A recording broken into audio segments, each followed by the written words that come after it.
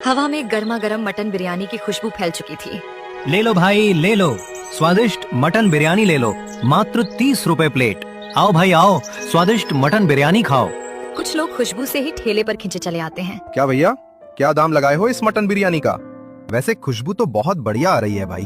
भैया मात्र 30 रुपए प्लेट है ये मटन बिरयानी, खाकर तो देखिए, आप वापस जरूर आओगे खाने। ठीक है भाई, फिर लगा एक प्लेट, देखते हैं तेरी ये 30 वाली मटन बिरयानी का स्वाद। रघु उस आदमी को एक प्लेट गर्मा गर्म मटन बिरयानी देता है। वो आदमी पहला निवाला लेता है। वाह भाई वाह, मजा ही आ गया। वाह क्या मटन बिरयानी है यार, ऐसी मटन बिरयानी तो आज तक नहीं खाई। मजा आ गया, और दाम भी कितना सस्ता रखा है तुमने। वो आदमी बहुत खुश हो जाता है, उसे वो मटन बिरयानी बहुत स्वादिष्ट लगती है। भाई एक और प्लेट पैक करके देना, बहुत ही स्वादिष्ट है तुम्हारी ये मटन बिरयानी। ऐसे ही लोगों में रघु की स्वादिष्ट मटन बिरयानी की चर्चा होने लगी और बहुत कम समय में ही बहुत सारे ग्राहक उसके ठेले पर आने लगे।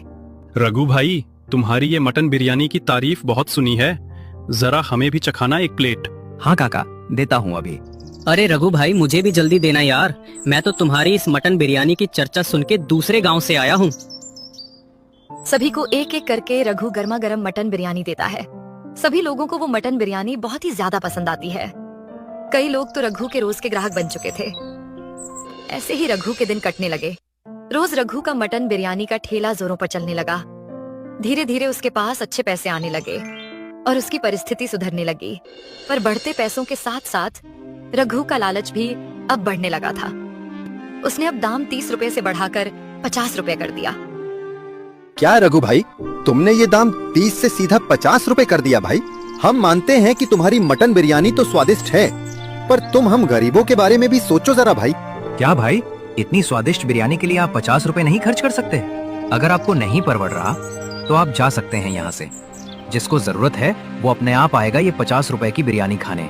भाई तुम्हारी बात बराबर है, पर कई सारे तुम्हारे ऐसे ग्राहक हैं जो मजदूरी करते हैं या किसी के खेत पर काम करने जाते हैं, जो मुश्किल से दिन के 150 से 200 रुपए कमा पाते हैं। उनको तुम्हारी ये 50 रुपए की बिरयानी कैसे हजम होगी, तुम ही बताओ। देखो भाई, उससे मुझे क्या लेना देना, मैं तो अपना धंधा देखूंगा ना। अगर तुम्हें नहीं परवड़ रहा तो मत आओ। बहुत सारे लोग हैं मेरे ठेले पर आने वाले, दूर दूर से आस पड़ोस के गांव वाले मेरी इस बिरयानी को खाने आते हैं। वो आदमी बिना कुछ बोले वहाँ से निराश होकर चला जाता है। पर अभी भी कई सारे लोग उसकी बिरयानी खाने आते थे। कई दिन ऐसे ही गुजर गए। रघु ने तो अब मटन की क्वालिटी और तेल मसालों की मात्रा भी कम करने लगा और मुनाफा बढ़ाने के लिए हल्के क्वालिटी का चावल इस्तेमाल करने लगा।